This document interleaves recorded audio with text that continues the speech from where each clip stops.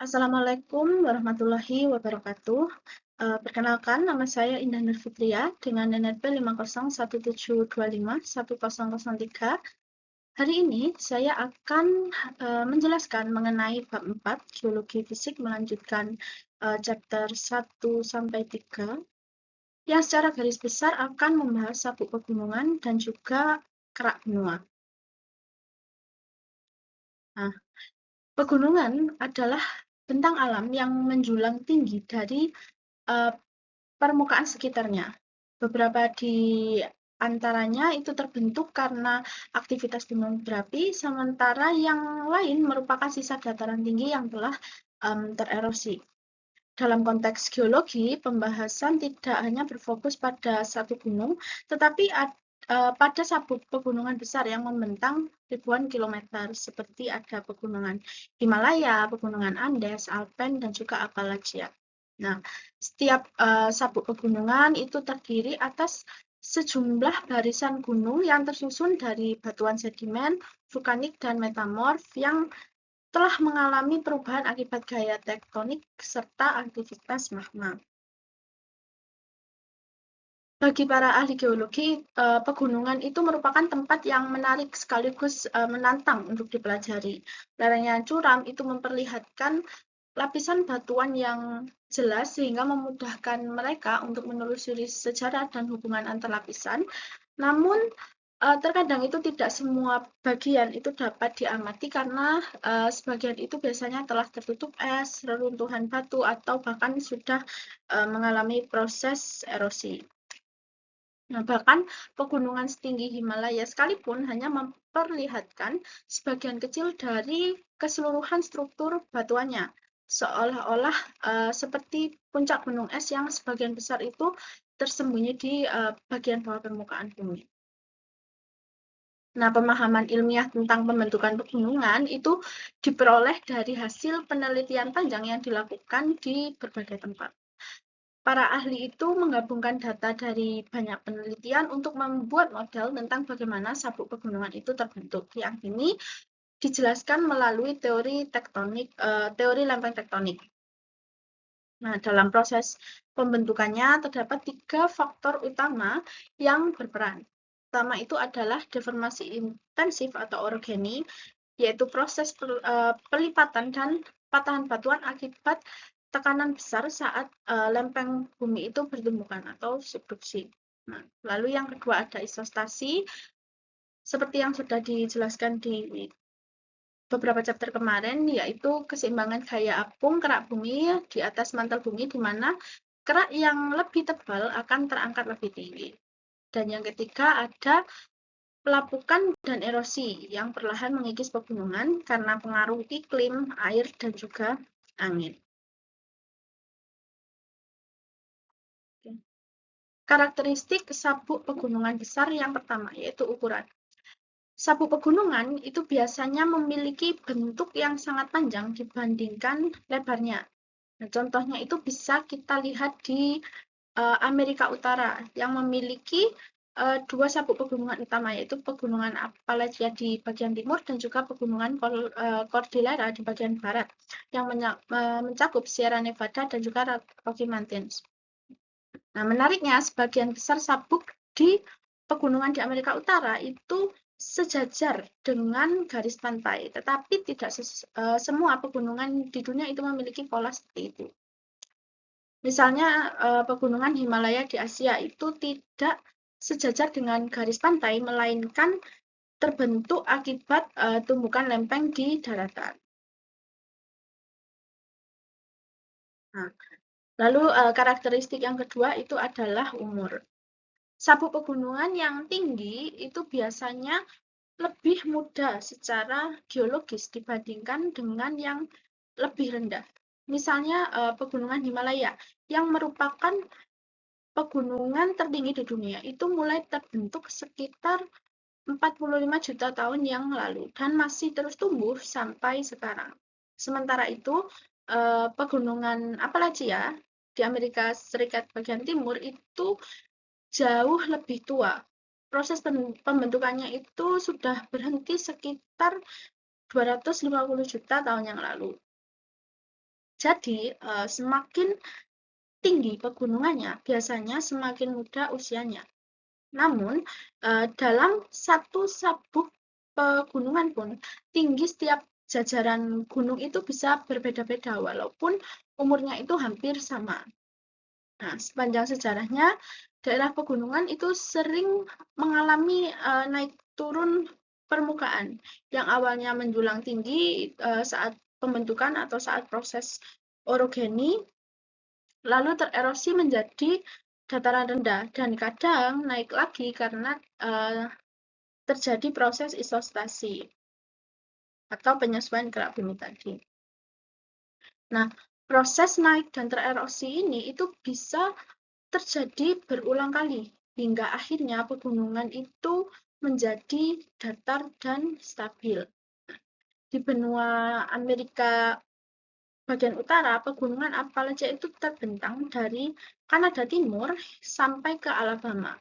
Nah, bukti fosil dan umur batuan itu menunjukkan bahwa pegunungan ini itu terbentuk lebih dulu dibandingkan sabuk pegunungan di pantai barat. Nah, di antara Appalachian dan Cordillera itu terdapat dataran rendah atau interior plains yang dulunya itu juga merupakan sabuk pegunungan purba dari zaman Precambrian.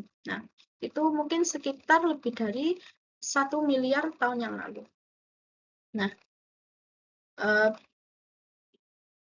bagian dalam benua yang sudah lama stabil ini itu disebut dengan keraton dan merupakan inti tua dari benua. Keraton di Amerika Utara itu sebagian besar tertutup oleh lapisan batuan sedimen tipis yang terbentuk di laut dangkal pada zaman Paleozoikum. Namun, di wilayah Kanada bagian timur dan utara seperti Greenland, batuan purba Precambrian itu terlihat jelas di permukaan tanpa tertutup lapisan sedimen. Nah, wilayah inilah yang disebut dengan perisai Precambrian atau Precambrian Silt, yang merupakan sisa akar pegunungan yang sangat tua yang sudah berhenti berubah bentuk lebih dari 1 miliar tahun. Lalu yang selanjutnya itu ada ketebalan dan karakteristik lapisan batuan. Nah, lapisan batuan di bagian inti benua yang disebut keraton itu umumnya tipis dan stabil, sedangkan di daerah sabuk pegunungan atau mountain bowl itu biasanya jauh lebih tebal dan bahkan bisa mencapai lebih dari 10 km. Nah, lapisan batuan tebal di sabuk pegunungan ini itu sebagian besar berasal dari endapan laut yang terbentuk di tepi benua, itu baik di landas kontinen maupun di lereng kontinen. Nah, untuk jenis batuan yang menyusunnya itu dapat menunjukkan bagaimana lingkungan tersebut itu terbentuk. Jika lapisannya itu terdiri dari atas batuan serpi, batu pasir, dan juga batu gamping, maka endapan itu terbentuk di tepi benua yang tenang atau pasif. Namun jika mengandung banyak material vulkanik, artinya daerah tersebut merupakan tepi benua aktif yang dipengaruhi oleh aktivitas gunung api dan juga pergerakan lempeng. Nah, berbeda dengan batuan di sabuk pegunungan yang banyak mengalami lipatan dan patahan akibat tektonik, batuan di keraton itu umumnya tetap utuh atau hanya sedikit melengkung membentuk cekungan atau kubah yang pada gambar 5.4 ini disebut dengan structural basin atau structural dome. Nah, hal ini itu menunjukkan bahwa sabuk pegunungan itu mengalami deformasi yang jauh lebih kuat dibandingkan dengan bagian dalam benua itu yang stabil. Nah, lalu yang selanjutnya itu ada pola lipatan dan sesar. Lapisan batuan sedimen dan vulkanik di sabuk pegunungan itu seringkali sudah tidak berada pada posisi aslinya karena mengalami perlipatan dan juga patahan. Nah, setelah terbentuk. Hal ini itu membuat para geolog itu harus bekerja keras untuk merekonstruksi posisi awal dan juga ketebalan lapisan batuan tersebut. Nah, di daerah yang mengalami tekanan ringan itu lipatannya masih terbuka lebar. Tetapi di daerah yang tekanannya itu lebih besar, lipatannya itu menjadi lebih rapat. Bahkan atau jika deformasinya atau tekanannya itu sangat kuat, lipatan itu bisa terbalik atau bahkan rebah ke samping seperti ini. Nah, selain lipatan, sesar naik atau reverse fault itu juga umum ditemukan di wilayah yang mengalami tekanan intens. Dalam banyak sabuk pegunungan itu terbentuk yang disebut dengan fault and thrust belt, yaitu zona di mana banyak sesar naik besar yang tersusun itu bertumpuk-tumpuk. Dan batuan di antaranya itu ikut terlipat saat bergeser akibat gaya tekan. Nah, secara keseluruhan, lipatan dan sesar ini itu menunjukkan bahwa daerah pegunungan itu mengalami gaya tekan yang sangat besar yang menyebabkan pemendekan dan penebalan kerak bumi. Nah, contohnya itu pada batuan sedimen di pegunungan Alpen yang awalnya itu menutupi area dasar laut sekitar 500 km. Namun selama proses pembentukan Alpen atau pada saat terjadi proses orogeny Alpen, batuan tersebut itu tertekan begitu kuat hingga kini hanya tersisa kurang dari 200 km lebarnya. Nah, ini menggambarkan betapa dasarnya gaya tektonik yang dapat membentuk pegunungan atau orogeny proses itu sendiri. Selanjutnya ada metamorf dan plutonik. Nah, pada bagian sabuk pegunungan yang mengalami deformasi paling kuat itu biasanya ditemukan batuan metamorf dan juga batuan beku dalam atau plutonik yang terbentuk akibat tekanan dan juga suhu tinggi di dalam bumi. Nah, sebagian besar batuan metamorf ini awalnya merupakan batuan sedimen atau vulkanik, tetapi kemudian itu berubah karena terkubur dalam-dalam dan mengalami proses tekanan serta panas yang ekstrem selama proses pembentukan pegunungan atau selama proses orogeny tersebut. Nah, di lapisan yang lebih dalam lagi, panas yang sangat tinggi itu dapat menyebabkan sebagian batuan meleleh atau partial melting, yang menghasilkan campuran antara batuan granit dan batuan metamorf yang disebut dengan migmatit. Nah, batuan seperti ini itu menunjukkan bahwa bagian tersebut pernah berada di kedalaman kerak bumi yang sangat dalam sebelum kemudian terangkat ke permukaan akibat proses tektonik. Selain itu juga terdapat batolit atau massa batuan beku besar yang umumnya itu tersusun dari granit. Batolit itu terbentuk dari magma yang berasal dari proses pencairan sebagian atau partial melting batuan di kerak bagian bawah atau mantel atas. Lalu ia itu naik lagi ke bagian atas kerak bumi dan juga mendingin secara perlahan di bawah permukaan.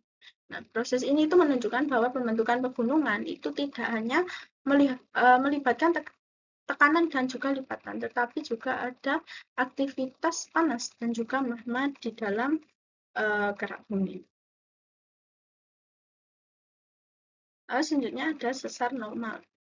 Pada beberapa bagian pegunungan tua itu sering ditemukan sesar normal, yaitu retakan di kerak bumi di mana satu blok batuan itu turun relatif terhadap blok lainnya.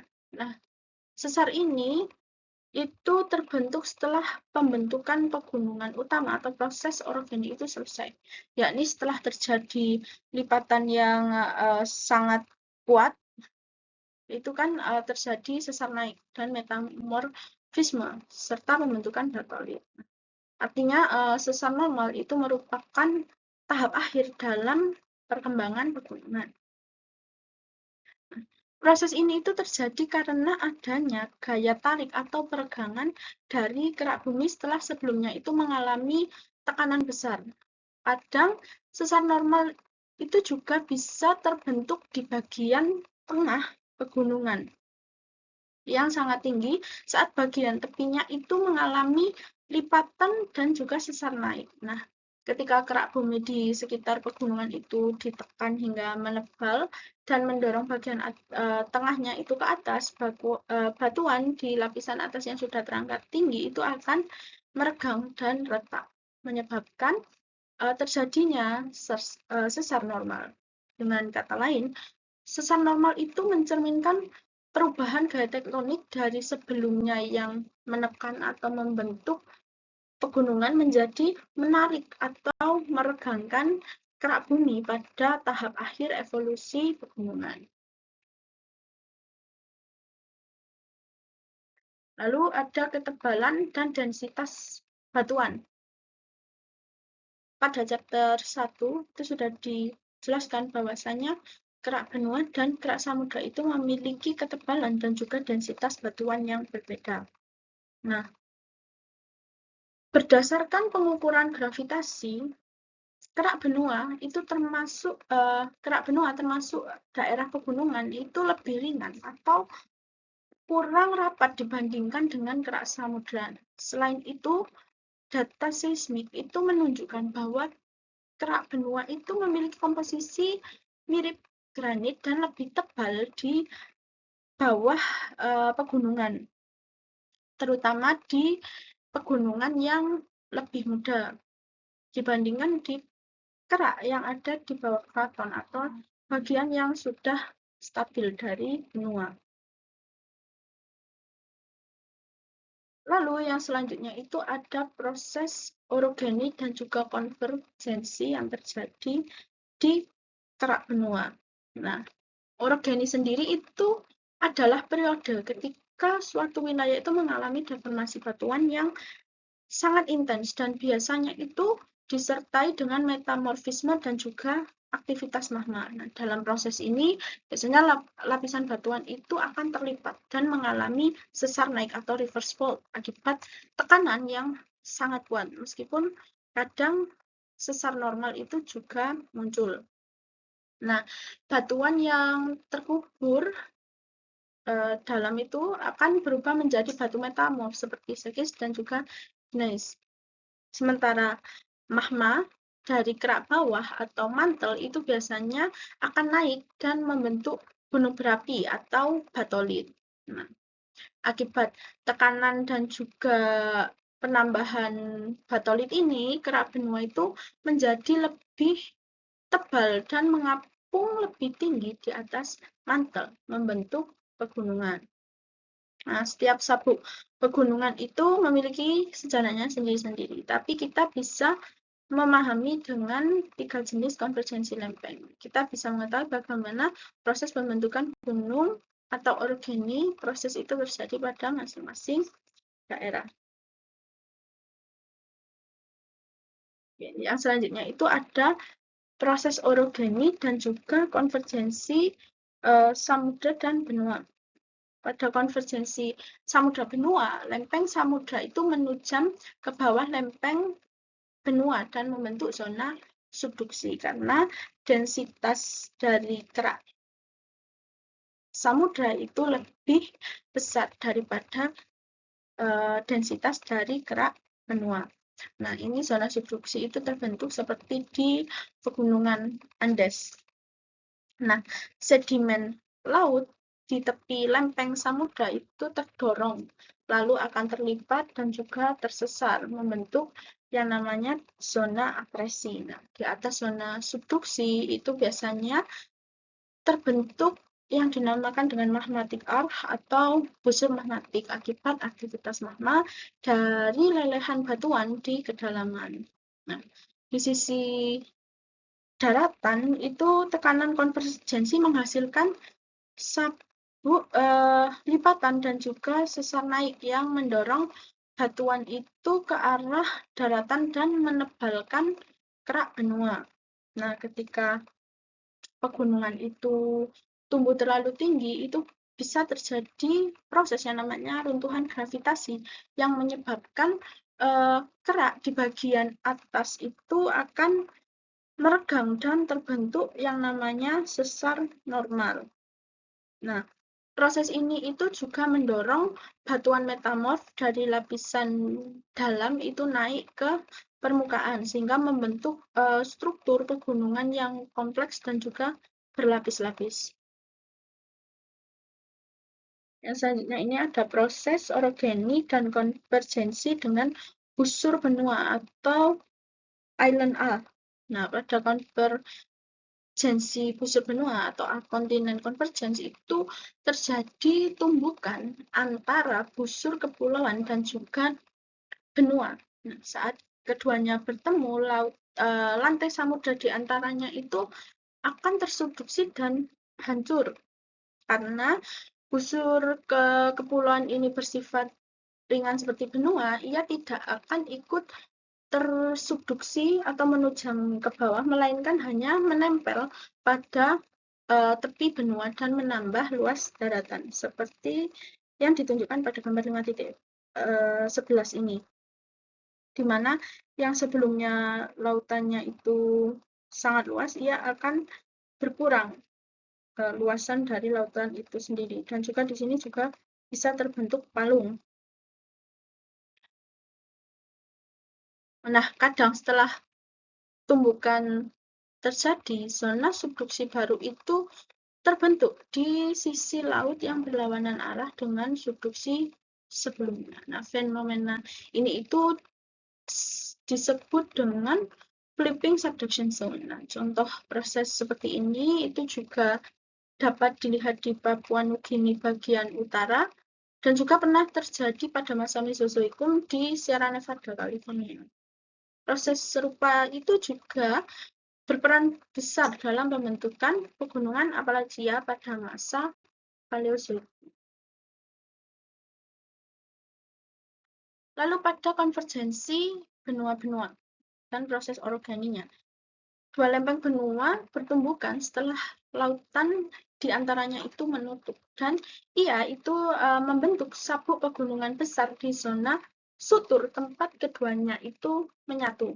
Nah, contohnya adalah pegunungan Himalaya yang terbentuk ketika lempeng India itu menabrak lempeng Eurasia sekitar 45 juta tahun yang lalu. Nah, tabrakan ini itu menekan dan melipat lapisan sedimen yang tebal di tepi kedua benua dan membentuk sabuk lipatan dan sesar naik yang terus aktif hingga kini. Nah, itu ditandai dengan seringnya gempa dan juga kenaikan pegunungan pada area tersebut. Nah, selain Himalaya, pegunungan Ural itu juga terbentuk dari tumbukan antara Asia dan Eropa, sedangkan pegunungan Alpen itu terbentuk dari tabrakan benua Afrika dan juga benua Eropa.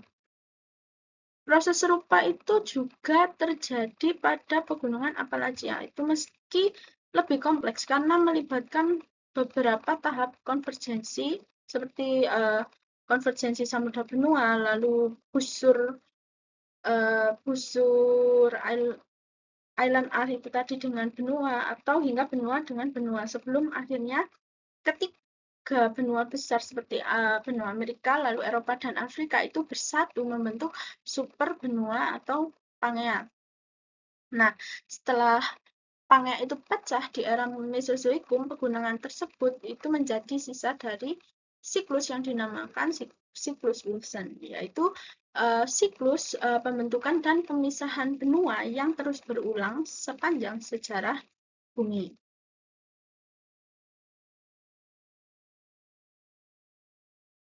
Nah, lalu setelah proses orogeni tersebut selesai, akan ada tahapan baru yang disebut pengangkatan pasca orogenik dan pematahan blok. Nah, setelah proses orogeni atau pembentukan pegunungan itu berakhir dan tekanan kompresi antar lempeng itu berkurang, wilayah pegunungan itu akan mengalami tahap pengangkatan pasca orogenik atau post orogenic uplift.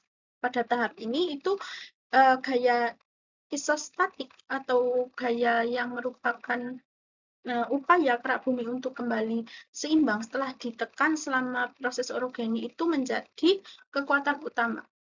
Akibatnya, bagian kerak yang sebelumnya itu tertekan itu perlahan terangkat kembali ke atas. Sementara erosi secara bersamaan itu mengikis permukaannya. Nah, dalam beberapa kasus itu erosi dapat menyeimbang laju pengangkatan sehingga wilayahnya itu tetap rendah. Tetapi jika pengangkatannya itu lebih cepat, maka akan terbentuk dataran tinggi atau pegunungan baru. Contohnya masih sama seperti pegunungan Appalachia di Amerika Utara itu. Setelah orogeni terakhirnya itu sekitar 250 juta tahun yang lalu, daerah ini sempat tererosi hingga menjadi dataran. Tapi kemudian ia mengalami pengangkatan kembali pada zaman tersier karena ada reaktivasi sesar-sesar tua di kerak benua. Nah, akibatnya struktur batuan di pegunungan ini masih sangat tua, tapi bentuk topografinya itu relatif mudah karena hasil dari pengangkatan dan erosi yang terbaru. Nah, selain itu ada pegunungan Adirondack di New York yang juga mengalami pengangkatan ulang. Meskipun proses orogeninya itu jauh lebih tua, yaitu sekitar sejak zaman Prakambrium. Nah, dalam jangka waktu yang sangat lama, seluruh sabuk pegunungan Appalachia itu diperkirakan akan tererosi dan sepenuhnya menjadi dataran stabil yang bergabung kembali sebagai bagian dari keraton Amerika Utara, yaitu inti benua yang telah lama stabil tadi secara tektonik di wilayah Amerika tersebut. Nah, pada tahap ini itu terdapat beberapa konsep. Nah, salah satunya adalah proses isostasi.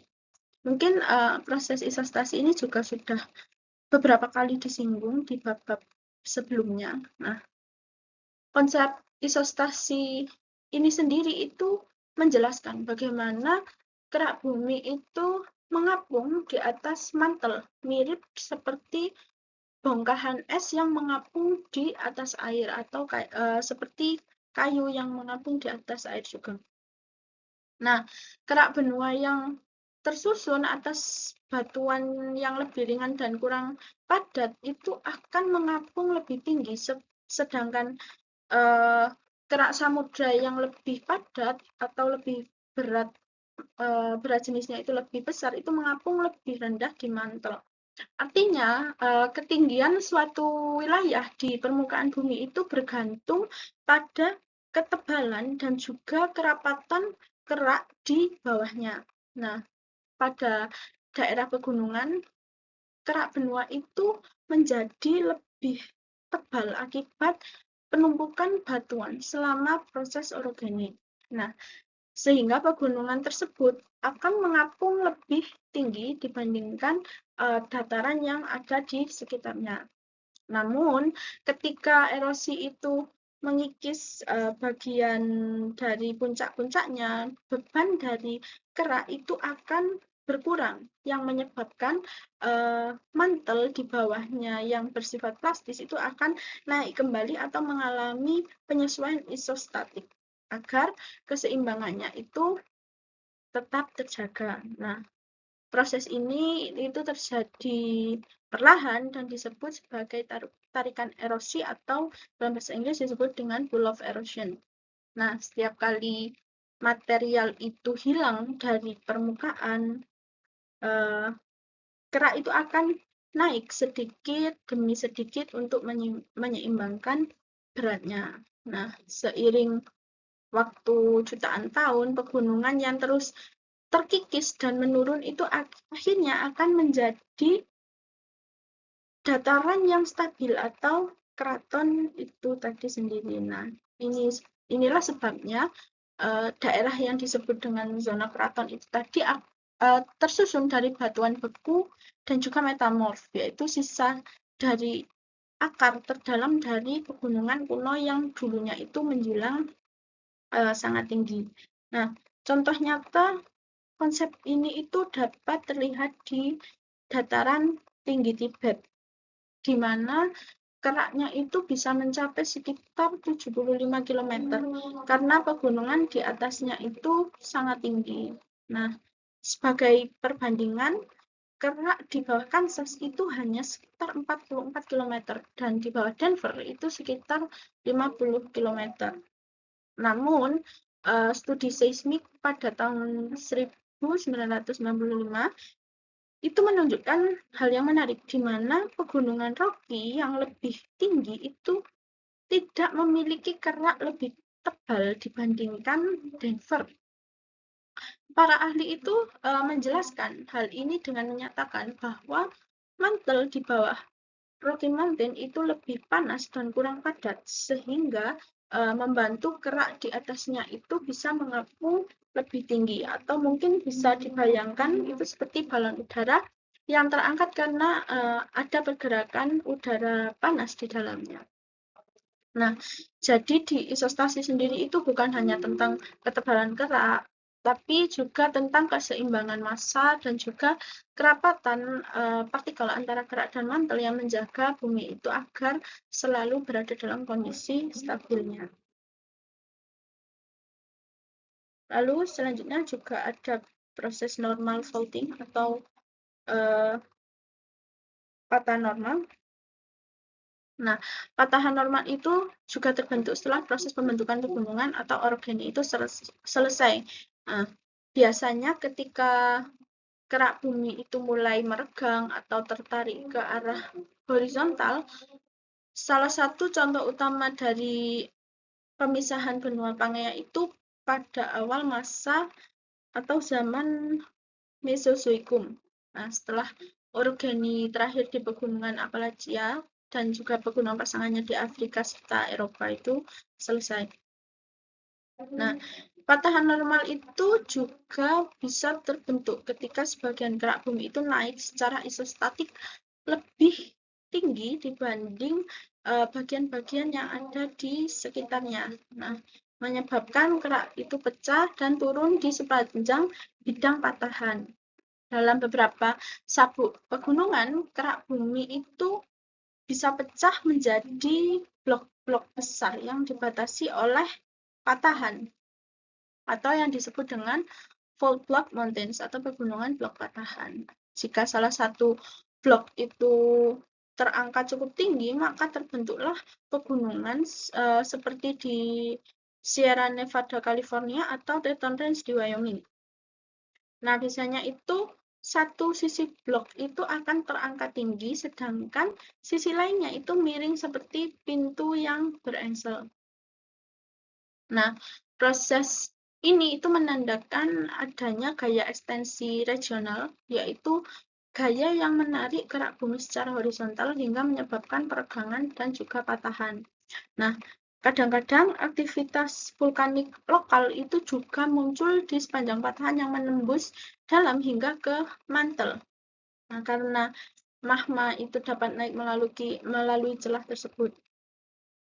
Kenaikan kerak akibat patahan normal itu tidak terjadi terus-menerus, melainkan dalam episode-episode singkat. Nah, misalnya dia akan naik dalam beberapa sentimeter dalam satu kejadian.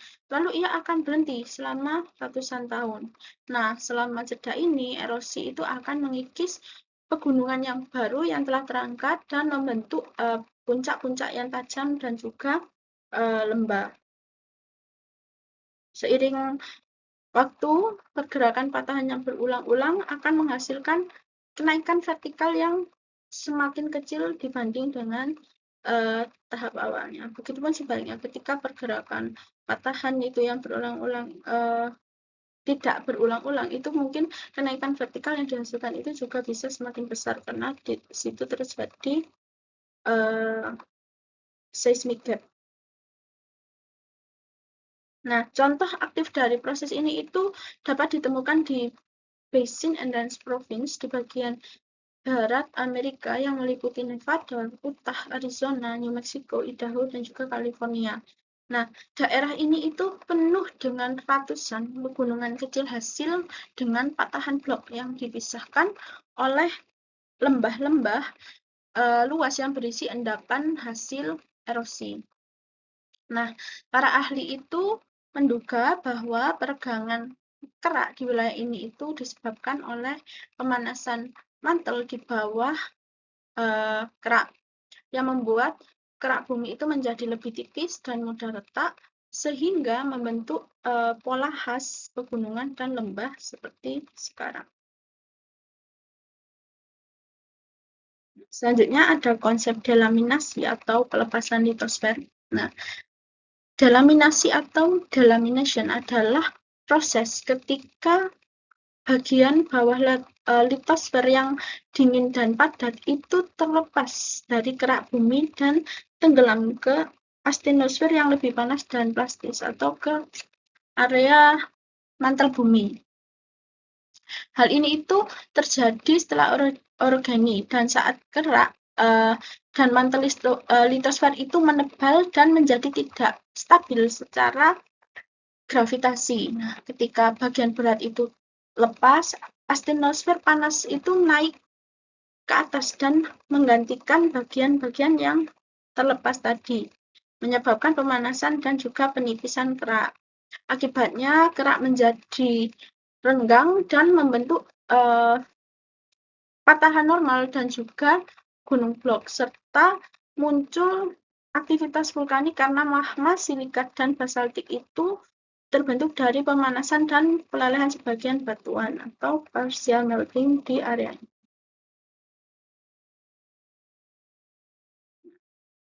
Yang terakhir itu ada pertumbuhan benua dan terrains yang tergeser atau displaced terrains. Nah, benua itu tidak terbentuk sekaligus, melainkan yaitu tumbuh perlahan dari waktu ke waktu melalui proses tektonik. Nah, saat terjadi pembentukan pegunungan atau organis, sedimen, dan aktivitas vulkanik itu menambah kerak baru di tepi benua, membuat daratan itu makin luas. Nah, misalnya pada bagian timur Amerika Utara yang tumbuh saat terbentuknya pegunungan Appalachia di zaman Paleozoikum. Dan bagian baratnya itu terus bertambah selama Mesozoikum dan Cenozoikum akibat aktivitas tektonik di pegunungan Cordillera. Nah, secara umum itu kan semakin jauh dari pusat benua atau Canadian Shield, umur batuan itu akan makin muda karena merupakan hasil penambahan kerak baru. Namun, di beberapa tempat ilmuwan itu menemukan batuan dengan umur dan jenis yang berbeda drastis dibandingkan dengan wilayah di sekitarnya. Nah, untuk memahami hal ini, geolog itu membagi sabuk pegunungan menjadi tiran-tiran tektonik atau wilayah yang memiliki karakter geologi yang berbeda dan biasanya itu dipisahkan oleh sesar besar. Nah, beberapa tiran itu memang terbentuk di tempatnya atau in situ, tetapi juga ada yang disebut suspect tiran atau wilayah yang diduga itu tidak terbentuk di lokasi sekarang. Nah, dan jika terbukti berpindah dari tempat lain itu maka disebut accreted terrain. Dan jika perpindahannya itu sangat jauh atau misalnya dari lintang berbeda atau benua lain itu maka disebut dengan exotic terrain. Nah, untuk membuktikannya, geolog itu membandingkan fosil dan data paleomagnetik. Nah, misalnya di terrain Chase Creek yang berada di Kanada itu mengandung fosil laut dari lingkungan tropis, padahal kini ia itu berada di lintang tinggi. Ini membuktikan bahwa terrain itu berasal dari daerah yang dekat dengan ekuator dan berpindah jauh ke utara sebelum bergabung dengan Amerika Utara. Bahkan beberapa terrain itu dulunya adalah busur pulau atau island, mikrokontinen atau bahkan pecahan benua besar yang hanyut karena pergerakan lempeng lalu menabrak dan menyatu atau terakresi dengan benua yang lebih besar. Nah, contoh ekstremnya sendiri itu seperti jika sesar San Andreas itu terus aktif selama 100 juta tahun lagi, California bagian barat itu bisa terlepas menjadi pulau besar dan bergerak ke arah utara hingga akhirnya menabrak Alaska menjadi tiran baru di masa depan. Nah, data paleomagnetik itu juga menunjukkan bahwa sebagian Alaska itu dulunya terbentuk di selatan ekuator dan berpindah ribuan kilometer ke utara hingga bergabung dengan Amerika Utara. Nah, perjalanan yang kompleks dan panjang akibat lempeng yang berpisah, bergabung, dan berubah arah selama jutaan tahun. Bahkan pegunungan Appalachia dan perisai Kanada atau Canadian Shield itu juga terdiri dari banyak tiran yang berbeda asalnya. Namun untuk data ini para ahli itu masih berdebat tentang berapa banyak tiran yang benar-benar terpisah dan berpindah jauh karena bukti di beberapa wilayah itu masih sangat-sangat terbatas. Dari seluruh pembahasan, kita itu bisa menyimpulkan bahwa pembentukan pegunungan atau orogenic process dan pertumbuhan benua adalah hasil dari proses tektonik lempeng yang terus berlangsung itu selama jutaan tahun.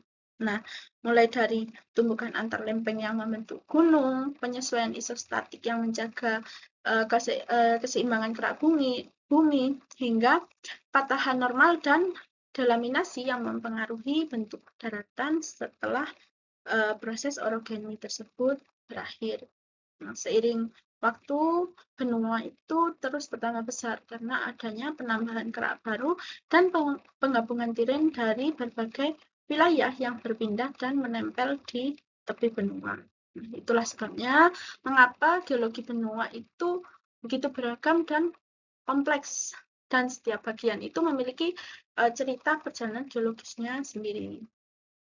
Nah, sebagai penutup, kita dapat memahami bahwa bumi adalah sistem yang dinamis. Gunungnya menjulang, dataran tinggi, bahkan daratan tempat kita berdiri hari ini adalah adalah hasil dari proses yang panjang yang masih terus berlangsung. Nah, dengan mempelajari evolusi sabuk pegunungan dan juga pertumbuhan benua, kita tidak hanya melihat masa lalu bumi, tetapi juga memahami arah perubahan bumi di masa depan. Mungkin sekian yang dapat saya jelaskan. Atas perhatiannya saya ucapkan terima kasih. Wassalamualaikum warahmatullahi wabarakatuh.